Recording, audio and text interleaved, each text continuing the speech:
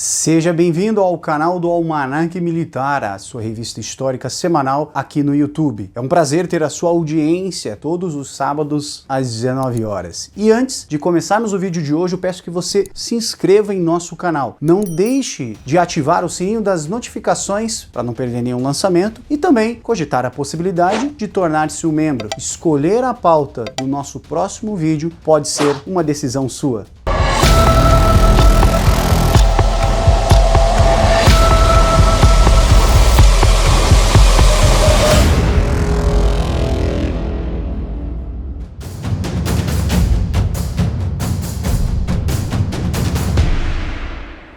Preparando o terreno para a chegada das tropas no solo de Iwo Jima, estava previsto também um bombardeio naval que no início do planejamento seria feito por uma divisão de cruzadores, acrescido por mais alguns encouraçados e auxiliados por outros 6 cruzadores, tornando-se uma força naval com poder de fogo inimaginável. Entretanto, especialistas em bombardeio naval clamavam por um prolongamento desse ataque inicial. Para provar este ponto de vista, as experiências recentes em Tarawa, Saipan e Peleliu, em que bombardeios prévios deixaram muito a desejar, resultaram em dificuldades no solo e em muitas baixas que foram, portanto, desnecessárias. Ainda assim, os encarregados do preparo da operação insistiam que agora o número de dias de bombardeio naval seriam de apenas 3. Foram feitos 3 pedidos separadamente para que reconsiderassem o bombardeio e aumentassem a sua duração, com um terceiro implorando pelo menos mais um dia de ataques. O 4º pedido foi feito para que, já que os estrategistas não queriam prolongar a duração, que pelo menos as áreas mais atacadas fossem aquelas adjacentes aos pontos de desembarques principais. A situação logística no Pacífico, com muitos navios ainda comprometidos em outras regiões, foi um dos fatores que alterou o número de dias de bombardeio e a composição da frota de suporte de fogo. Os ataques foram definidos então para começarem no dia 16 de fevereiro e seguiram até o dia 18. Nessa pequena janela de tempo, a artilharia naval deveria aniquilar mais de 800 alvos na ilha, com a prioridade sendo instalações que ameaçassem embarcações e aeronaves, e em segundo lugar, aquelas que ameaçavam as tropas no caminho entre os navios principais até o desembarque na praia, e em terceiro, ficariam entradas de cavernas, depósitos de munição e combustível e áreas de acampamento. E a força naval responsável por tudo isso seriam 6 velhos encouraçados, 4 cruzadores pesados e apenas um cruzador leve, menos do que havia sido previsto inicialmente. Os ataques começaram às 8 da manhã, em ponto, com as unidades navais de suporte acompanhando caça-minas que deixariam trajetos seguros para a navegação aliada logo em seguida. A ordem para as unidades de bombardeio era de realizarem ataques apenas quando observadores aéreos conseguissem comprovar os impactos, economizando munição e sendo mais eficientes, mas com menos intensidade no geral. E essa ordem gerou outro problema, já que logo depois o teto de nuvens ficou muito baixo, o que impossibilitou que as aeronaves acompanhassem os tiros e, portanto, com muitos dos ataques previstos tendo sido cancelados. Mesmo quando as nuvens davam uma brecha, o fogo antiaéreo da ilha forçava as aeronaves de reconhecimento a voarem a mais de 1000 metros, o que não permitia uma correta correção do fogo aliado. Simultaneamente, aeronaves da Força-Tarefa de Porta-Aviões de Suporte, juntamente com bombardeiros vindos de outras ilhas, tentavam efetuar ataques contra instalações e campos de pouso. No final do primeiro dia de bombardeio, pouco dano havia sido feito contra as defesas japonesas. No dia seguinte, 17 de fevereiro, a situação piorou. Os monstruosos encouraçados Nevada, Idaho e Tennessee se aproximaram da costa para disparar seus armamentos enormes em apoio a algumas unidades de demolição aquática. Entretanto, logo as embarcações começaram a sofrer ataques de canhões antinavios japoneses escondidos na ilha, com o USS Tennessee sendo atingido e o USS Pensacola tendo recebido diversos impactos de armas de alto calibre que mataram 17 marinheiros e feriram outros 115. As equipes de demolição chegaram nas praias e começaram sua missão de reconhecimento e destruição de obstáculos e armadilhas que pudessem atrapalhar o desembarque. Para cobrir essas equipes, embarcações mais leves também ficavam mais próximas da costa e, mesmo sofrendo um enorme fogo inimigo, resultando, claro, em muitas baixas, permaneceram em sua posição até que não fosse mais possível, sendo substituídas por outras logo em seguida. Assim, mantendo um constante fogo de supressão de canhões de 40 mm contra a costa. Das 12 embarcações leves, 9 foram colocadas fora de combate pelo fogo japonês. Com tamanha resposta das defesas japonesas, os americanos iriam agora contra-atacar. O poderoso encouraçado USS Nevada disparou com seus colossais canhões de 355 mm nas posições que colocavam em risco as embarcações leves e equipes de demolição. Em seguida, os outros encouraçados providenciaram uma cortina de fumaça na costa leste da ilha que auxiliou na retirada das equipes e embarcações do local. Logo, as operações de bombardeio contra as posições japonesas recém-reveladas continuariam até o final do dia 17, quando também receberiam as notícias das equipes de demolição que as condições para o desembarque nas praias eram favoráveis. O dia 17 também viu os ataques aéreos serem bem mais efetivos do que no dia anterior, com 266 ataques no local. No dia 18, ainda que a situação tivesse melhorado para os americanos, ainda estava longe do planejado. Assim, dessa vez fora aprovada em campo a ideia de se utilizar o máximo possível de embarcações para um bombardeio da região ao redor do desembarque no dia seguinte, em um padrão de varredura para facilitar a vida dos fuzileiros no dia seguinte. A ordem era de se usar toda a munição que havia sobrado até então, obviamente menos aquela que seria utilizado no dia da invasão. Infelizmente, o tempo estava ruim e o ataque do dia 18 não conseguiu ser completamente efetivo. Mesmo com as dificuldades, a ordem foi se aproximar ainda mais da costa, quase que a queima-roupa, e com isso foi possível destruir baterias de canhões no pé do Monte Suribachi, além de algumas posições perto das praias. Os ataques aéreos foram de similar efetividade, atacando as mesmas regiões, mas grandemente atrapalhadas pelo tempo. Mesmo com a ineficiência geral dos bombardeios, o dia D para o ataque continuou sendo o dia 19 de fevereiro de 1945. Horas antes do desembarque, o foco do bombardeio naval agora era preparar o terreno para a infantaria com o uso das armas dos encouraçados, cruzadores e destroyers, assim como das pequenas embarcações e o uso de salvas de milhares de foguetes para destruir ou pelo menos incapacitar as defesas japonesas perto das praias. Munições explosivas de todos os calibres e tipos foram disparadas contra o Monte Suribachi, regiões costeiras, além de alvos de oportunidade. O número de explosões simultâneas na ilha foi algo dificilmente visto na história. Horas depois, 120 aeronaves da Força-Tarefa de Porta-Aviões começaram a atacar alvos na ilha, se retirando logo em seguida para os navios continuarem os seus ataques. Às 8h30 da manhã, a primeira onda de desembarque zarpou. 68 veículos de desembarque com esteiras rumaram para as praias enquanto aproveitavam a cobertura de embarcações menores com canhões de 40 mm que buscavam suprimir as defesas costais inimigas. Enquanto estavam em seus pequenos blindados anfíbios, os fuzileiros norte-americanos presenciavam uma demonstração de poder bélico absurda, com alguns dos maiores canhões navais do mundo sendo disparados em direção a uma fortaleza de pedra que respondia com um número grande de disparos vindos de posições camufladas na selva e na rocha.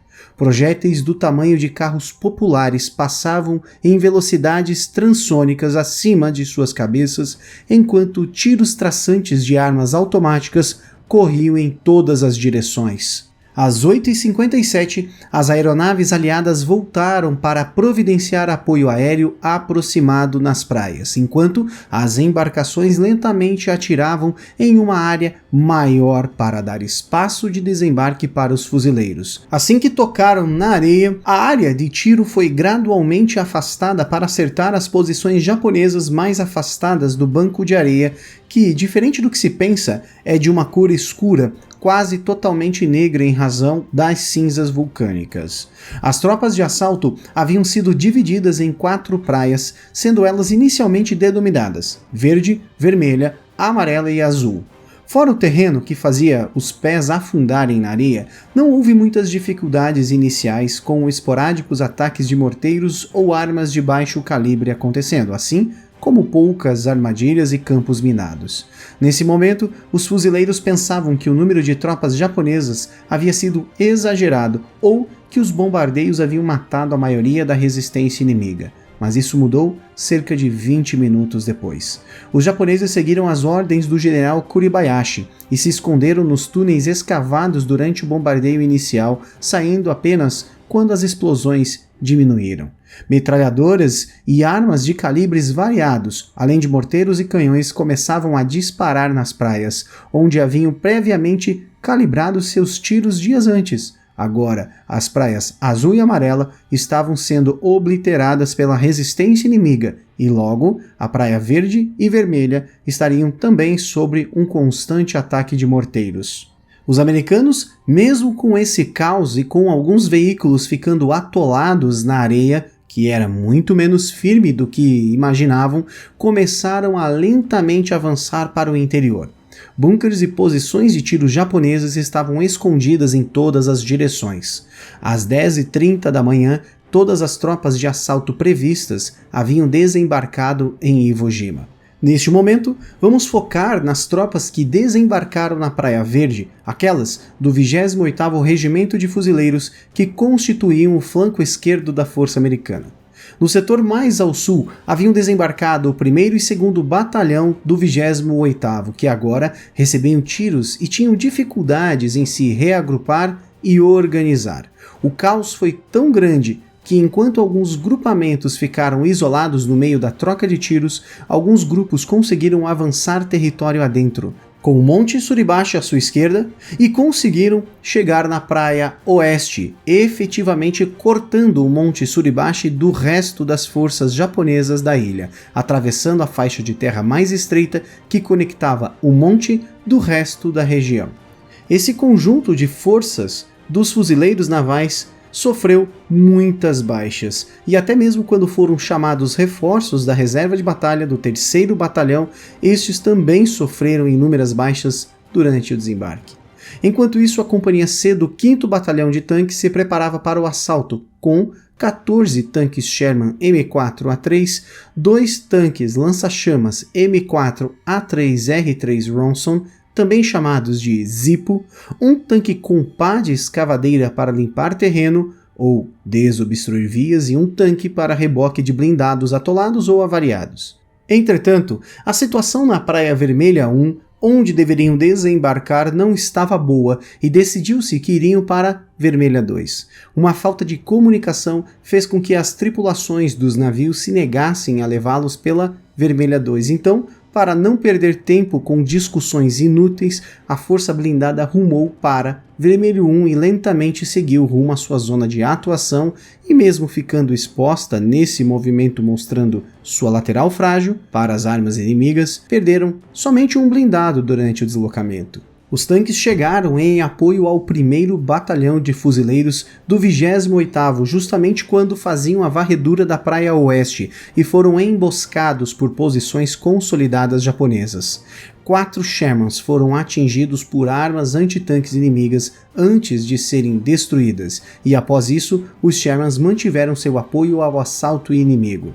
A situação específica dessa região estava bem caótica, e isso fez com que os planos de assalto coordenado contra o Monte Suribachi fossem cancelados, já que enquanto algumas unidades conseguiram avançar além do esperado, outras ficaram presas em bolsões de resistência inimiga.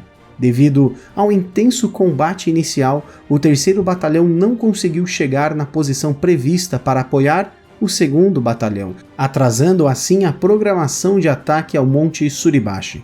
Como o 3º do 28º não conseguiu assumir sua posição no ataque, o 2º Batalhão seguiu com os reforços da Companhia C de blindados morro acima, começando a investida às 16 horas e 45 minutos e terminando às 17h30. Mesmo com essa atitude agressiva, os americanos haviam ganho apenas 130 metros de terreno e tiveram que se desfazer desses ganhos quando retornaram para se agrupar com o 3º Batalhão para se proteger durante a noite. Os blindados da Companhia C permaneceram no fronte durante a investida, mas depois do recuo tático retornaram para uma posição 270 metros atrás da posição da infantaria americana. Horas antes, às 14 horas, membros do 3º Batalhão do 13º Regimento haviam chegado na Praia Verde após horas de espera pelo desembarque e montaram suas peças de artilharia, sendo os primeiros da artilharia americana na ilha a conseguirem se estabelecer, e no horário que a investida no monte havia acabado, todas as peças do batalhão já estavam na ilha e em atividade, prontos para efetuar o suporte aos fuzileiros. O anoitecer no primeiro dia de combates em Iwo Jima deixou claro que a vantagem tática era totalmente dos defensores japoneses que ocupavam o terreno mais alto e haviam preparado toda a ilha para o massacre. Não houve ataques em massa, como observado em combates em outras ilhas, apenas ataques esporádicos, como o ataque que ocorreu na Praia Oeste, mais ao sul, que foi rechaçado por elementos do 28º Regimento. Ainda assim, o disparo de morteiros e artilharia continuou, resultando em muitas baixas aos americanos. Ainda que as forças invasoras tivessem sofrido muitas perdas, o número por hora era menor do que havia sido esperado, com as projeções tendo sido de 5% ou mais de abatidos. Além disso, os reportes iniciais do primeiro dia de operação estavam inflados, pois muitos militares que haviam se separado do seu grupamento foram considerados como perdidos em ação, mas, durante o dia seguinte, conseguiram retornar das unidades que tinham os adotado para aquelas que eram originalmente designados, resultando em uma correção posterior dos números. O dia de invasão, portanto, havia resultado em 501 mortos em ação, 1.755 feridos em combate, 47 mortos posteriormente em razão de ferimentos, 18 perdidos em combate e 99 diagnosticados com fadiga de combate, resultando, ao todo, em 2.420 baixas. A manhã do dia 20 de fevereiro, o dia D+1, viu o ataque se resumir em duas frentes principais. O preparo para um avanço lento ao norte, para a futura captura dos aeródromos japoneses, e o ataque ao Monte Suribachi, ao sul, pela 28ª. A 28ª, aliás, havia separado o monte do resto da ilha e estava posicionada na faixa de terra que fazia essa ligação, mas isso já havia sido pensado anteriormente pelo general Kuribayashi, e o isolamento do monte resultou apenas em um corte de comunicações com o resto do efetivo japonês na ilha, já que o setor era um dos poucos que tinham a capacidade de operar independente. A segunda noite foi conturbada para o 28º, que esperava ataques inimigos em massa, mas que sofreu com grande artilharia inimiga. O novo ataque americano começaria com o apoio de artilharia naval e o apoio aéreo às 8h30 da manhã, para que o 2º e 3º Batalhão nos flancos esquerdo e direito, respectivamente, avançassem monte acima novamente. O 1º Batalhão ficaria na reserva e, infelizmente, os blindados da Companhia C não poderiam oferecer apoio, já que não conseguiram remuniciar durante a noite e a logística dos veículos para reparos não havia ainda desembarcado em Iwo Jima. E durante o início da manhã do terceiro dia, os fuzileiros do 28º só haviam tomado 65 metros, mesmo com o apoio aeronaval e da artilharia do 3º e do 13º. O posicionamento de bunkers inimigos e outras estruturas fortificadas camufladas impediam o avanço, já que pela proximidade com a infantaria americana era impedido o uso de aviões ou bombardeio naval. O único jeito encontrado de destruir tais estruturas era um ataque coordenado usando equipes de demolição, lança-chamas e cargas explosivas. Aliás, a falta de meios mais eficientes para se lidar com tais estruturas é uma reclamação no reporte pós-ação.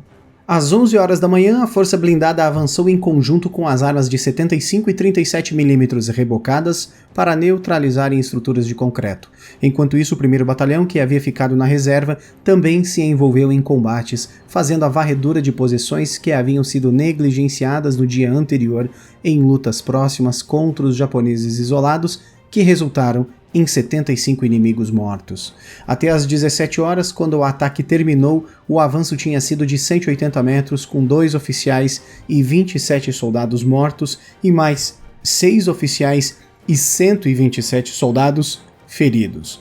A noite do segundo dia no Monte Suribachi foi preenchida com projéteis de iluminação noturna de ambos os lados, com sinalização saindo do monte para requisitar suporte de artilharia do norte para a defesa, que não chegou a se concretizar. Na manhã do dia 21 de fevereiro, o ataque começaria novamente às 8h25. As projeções, entretanto, indicavam que ao final do dia os fuzileiros estariam muito próximos das concentrações japonesas, portanto, a última chance de um grande ataque aéreo seria agora. Assim, antes do avanço da infantaria, 40 aeronaves realizaram um ataque muito próximo de seus aliados em terra para tentar neutralizar ou enfraquecer ao máximo os locais que haviam impedido o prosseguimento dos americanos em solo.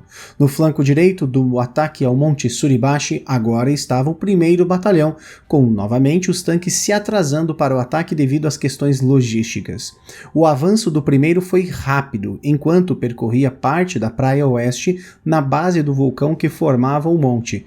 O terreno impedia o uso de blindados, mas as armas móveis de 37 mm podiam ser transportadas e conseguiram aniquilar 11 posições inimigas durante o dia, com o resto do batalhão efetuando mais operações de varredura das áreas já conquistadas. O 3º Batalhão, no centro do ataque, encontrou uma forte defesa japonesa de algumas das posições que haviam resistido a ataques nos dias anteriores.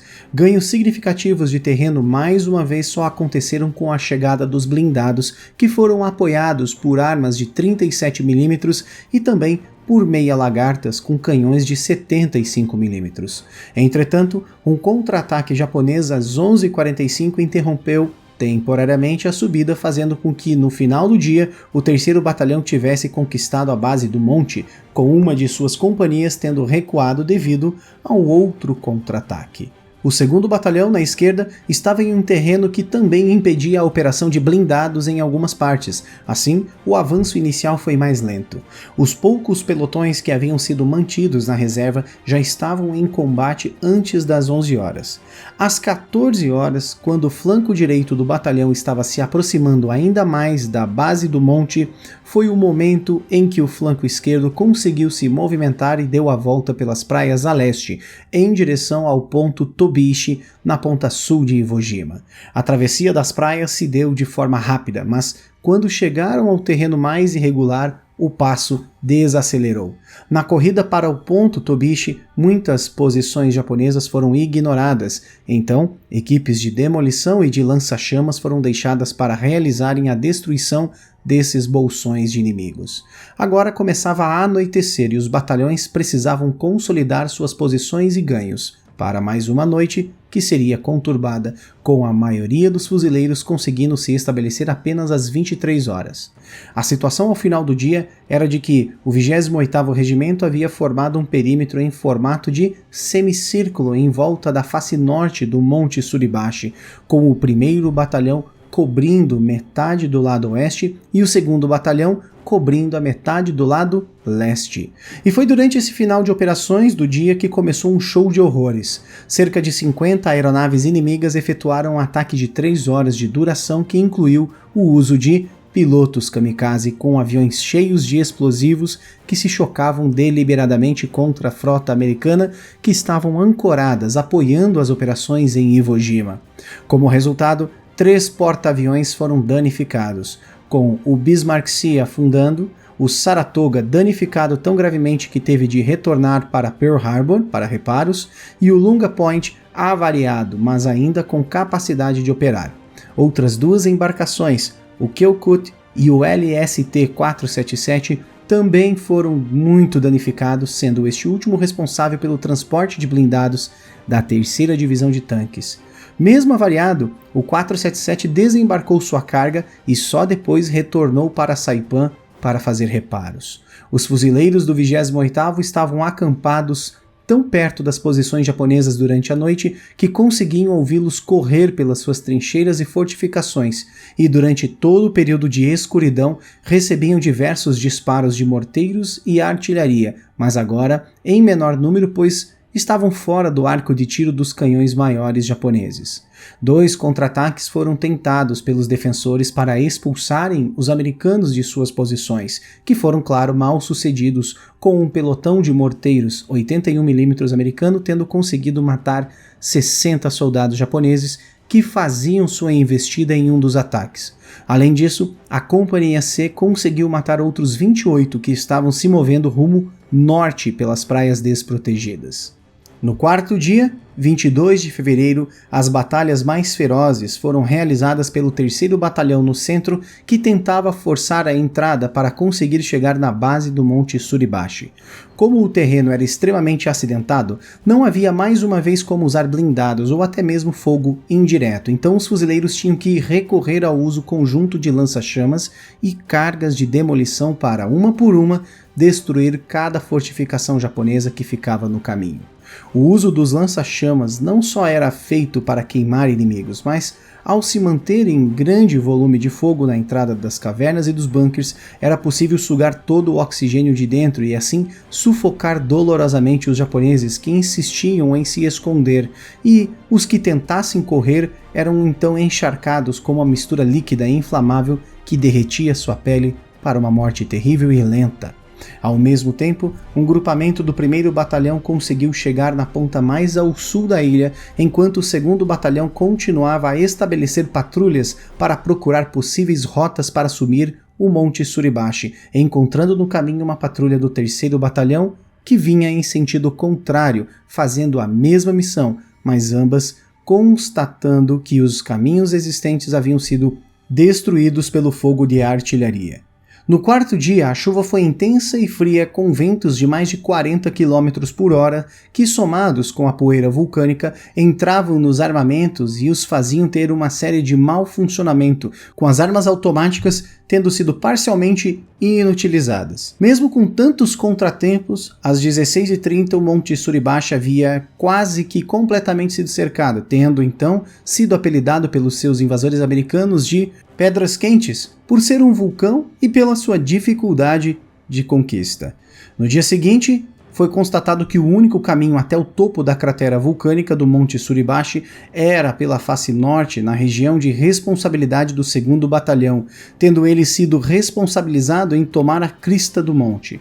O 1º Batalhão iria substituir o 3º e atacar pelo sul a oeste. Às 9 horas, 2 patrulhas de 3 homens foram enviadas para procurar rotas e testar a resistência inimiga. Surpreendentemente, não encontraram ninguém e chegaram na cratera às 9h40. Logo em seguida, um grupamento de 40 fuzileiros seguiu para a mesma localidade com outro grupo destinado a fazer a proteção dos flancos. Não se sabia ao certo o número de japoneses que estariam nas cavernas escondidas da região, então todo cuidado era pouco. Ainda assim ficava a pergunta: onde diabos estavam todos eles? Até agora, só haviam encontrado mortos. Quando o grupamento chegou à crista do morro às 10h15, uma pequena batalha se desenrolou contra uma força defensora muito feroz.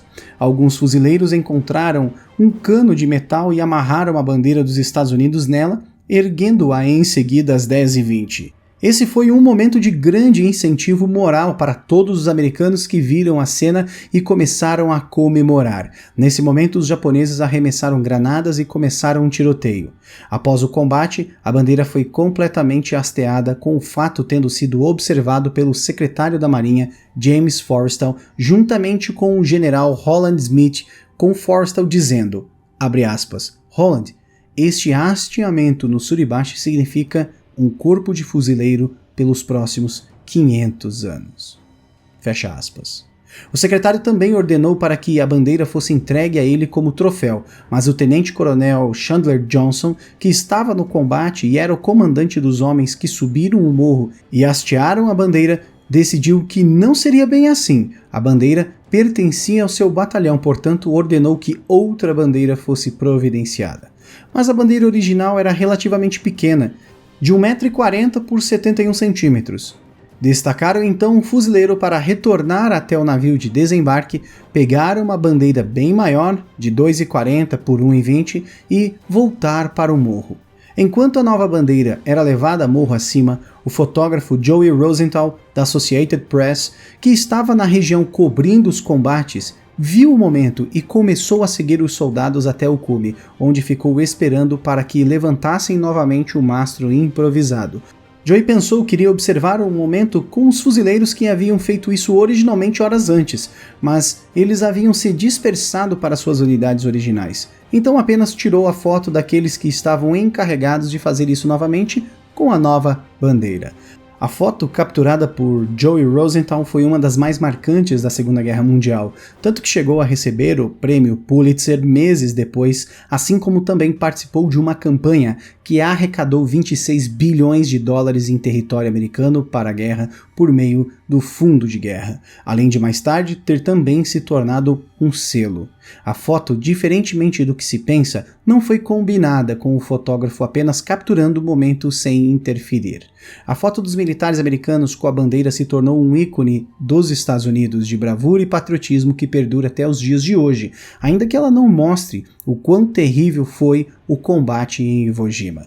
Durante aquela tarde, o 2º Batalhão começou as operações de limpeza no morro, procurando caçar franco-atiradores japoneses camuflados, destruir fortificações restantes e demolir as entradas das cavernas que encontrassem por ali, possivelmente prendendo centenas de japoneses para a morte dentro da rocha. Os homens do 5º Batalhão de Engenheiros haviam se mostrado essenciais para a operação com a sua proeza no uso de explosivos que salvou a vida de muitos soldados, destruindo campos minados, limpando rotas e abrindo o caminho para o avanço. Algumas unidades de artilharia rapidamente começaram a se mover para o topo do morro, que era um ponto estratégico vital e que poderia ser usado para ajudar os combatentes em outras partes da ilha. Muitos instrumentos de observação japoneses foram encontrados, mostrando que eles conseguiam acompanhar os americanos de distâncias muito longas desde o começo dos combates. Para passar a noite, apenas 40 homens permaneceram no topo, enquanto o resto das tropas ficariam estacionadas na base e ao redor do morro. E foi nesse período que mais de 120 soldados japoneses foram encontrados e abatidos enquanto se esgueiravam na escuridão com cargas explosivas amarradas ao seu próprio corpo, prontos para encontrar em depósitos de artilharia e centros de comandos inimigos onde iriam se detonar junto aos seus alvos. Alguns poucos impactos de artilharia japonesa foram efetuados com um barulho muito sinistro que poucos sabiam do que era, mas que pensaram ser um P-61 Black Widow americano em seu voo noturno. Na realidade, o que havia passado acima da cabeça das tropas era um gigantesco projétil de morteiro japonês de 320 mm que errou o alvo e detonou no mar. Os japoneses, ainda que derrotados no Monte Suribachi, conseguiram o que queriam.